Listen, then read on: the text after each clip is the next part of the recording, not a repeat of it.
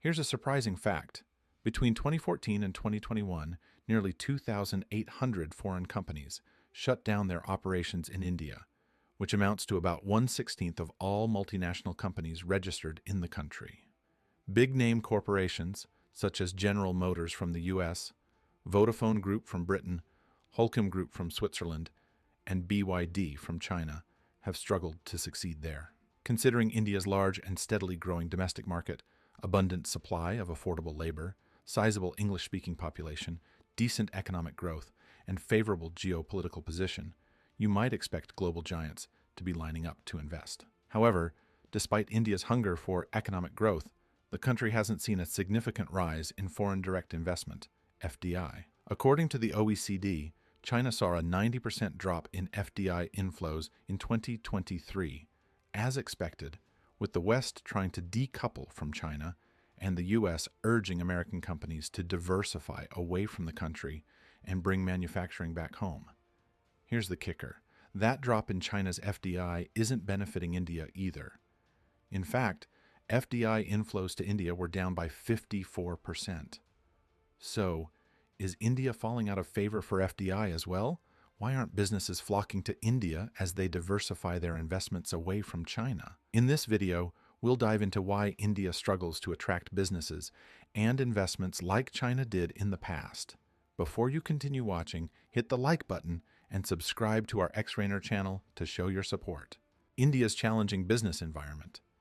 India has earned the nickname the graveyard of foreign companies due to the challenges foreign businesses face in thriving there. The country's business environment is notoriously tricky, with confusing market rules and inconsistent law enforcement. One of the biggest hurdles for foreign companies is dealing with strict tax inspections. Major players like Foxconn, Samsung, and Walmart have been hit with hefty fines for issues like concealing investments, evading taxes, and falsifying accounts.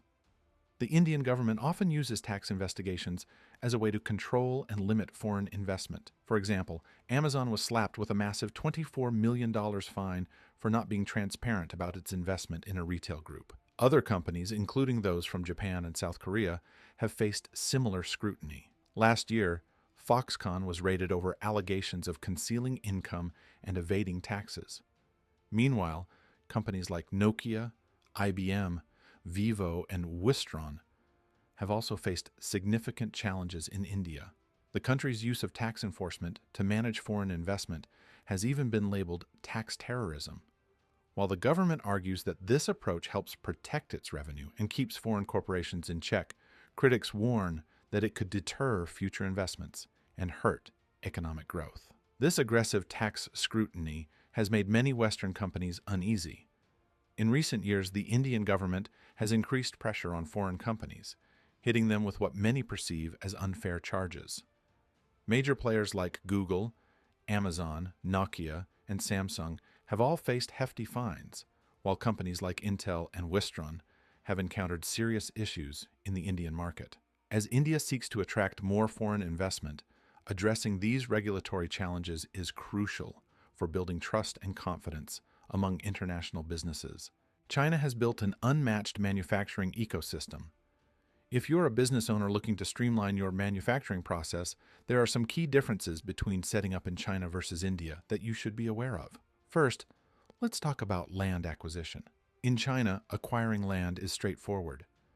The government has a commission that offers a wide range of land sizes, which they lease to companies for anywhere from 9 to 999 years. The costs are low, and for Chinese manufacturers, it's often free. Once you apply and select your land, it's yours. No one can challenge your lease. In contrast, acquiring land in India is a complicated and time-consuming process. There are no long-term leases like in China. Instead, you usually have to buy the land outright. Even then, you'll likely face legal and bureaucratic hurdles, including interference from local governments and courts. The process can take years, and you may find yourself stuck in court battles over land disputes. Second, once you've secured the land, you'll need a labor force. In China, building a labor force is simple. You can contact a labor agency, provide your requirements, and they'll supply fully trained workers who are ready to start as soon as your factory is built. Everything from supervisors to laborers is handled for you in China, allowing your operation to be up and running smoothly within 45 days.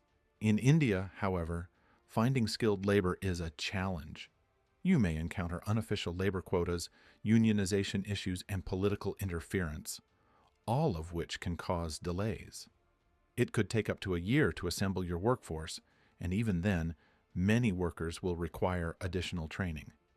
Third, consider the machinery for your factory.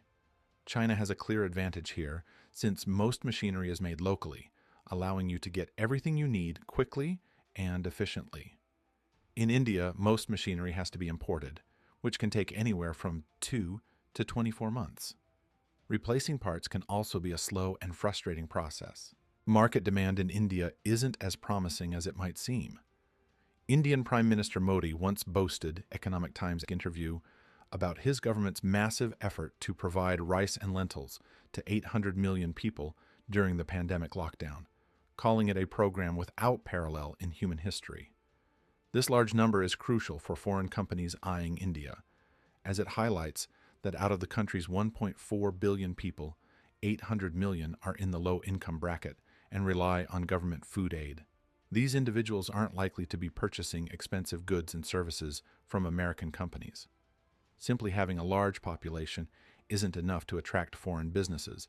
The people also need to have the purchasing power to buy their products.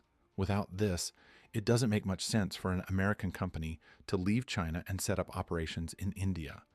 Finally, once your goods are manufactured, you'll need a distribution network.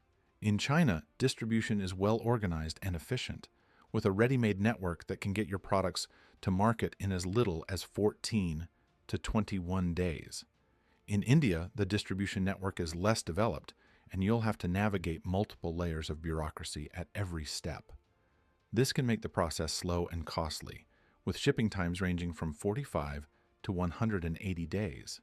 Overall, China offers a much smoother and more efficient process for manufacturers compared to the numerous challenges you might face in India. This is why India continues to lag behind China in terms of manufacturing output and attracting foreign direct investment, FDI.